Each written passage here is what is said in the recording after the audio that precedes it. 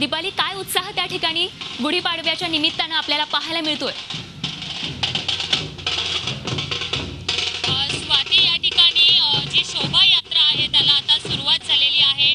दरवर्षी गेल्या 19 वर्षांपासून डोंबिवलीमध्ये उत्स्फूर्तपणे ही शोभायात्रा जी आहे ती काढण्यात येते आणि डोंबिवलीकर मोठ्या उत्साहाने यामध्ये सहभागी होत असतात आणि म्हणूनच ही जी गर्दी आहे शोभायात्रेत आपल्याला पाहायला मिळते। यंदा एकूण 63 चित्ररथ या शोभायात्रेत सहभागी होत आहेत। शिवाय श्री गणेश मंदिर जे आहे डोंबिवलीतलं जे ग्रामदैवत आहे त्याची पालखी देखील या ठिकाणी आपल्याला पाहायला मिळते आणि यावर्षीचा जो प्रमुख विषय आहे तो म्हणजे भविष्यातली डोंबिवली कशी असणार आहे आणि यामध्ये अनेक विषयांवर साकारलेले चित्ररथ जे आहेत ते आपल्याला पाहायला मिळत आहेत। आपण पाहतोय भविष्याचा वेध घेणारी डोंबिवली नववर्ष स्वागत यात्रा हा मुख्य विषय जो आहे यावर्षी डोंबिवलीच्या शोभायात्रेत आपल्याला पाहायला मिळतोय आणि दरवर्षीप्रमाणे पारंपरिक वेशभूषेत अगदी लहानांपासून ज्येष्ठ नागरिकांपर्यंत डोंबिवलीकर जे आहेत ते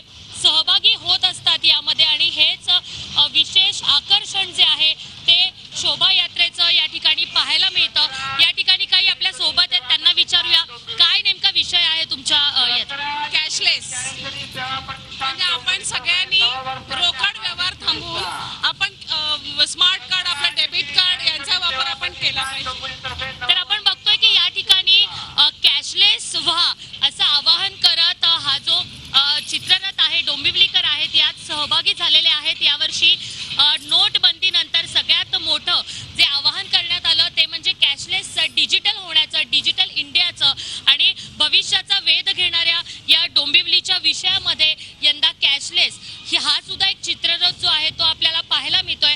अशा अनेक विषयांवर साकारणारे चित्ररथ जे आहेत ते या शोभायात्रेत सहभागी झालेले पाहायला मिळत आहेत। शिवाय एकूण 10 जे पथक आहेत ते देखील या ठिकाणी आपलं सादरीकरण करणार आहेत। यामध्ये लेझिम पथक असेल, ढोल पथक आहेत, तसंच ध्वज पथक या ठिकाणी आपल्याला पाहायला मिळत आहे आणि अशा विविध विषयांना घेऊन डोंबिवलीतली शोभायात्रा जी आहे ती परंपरेनुसार याही वर्षी निघते आणि हेच याचं डोंबिवलीच्या शोभायात्रेचं विशेष आहे। झी 24 तास रहा एक पाऊल पुढे।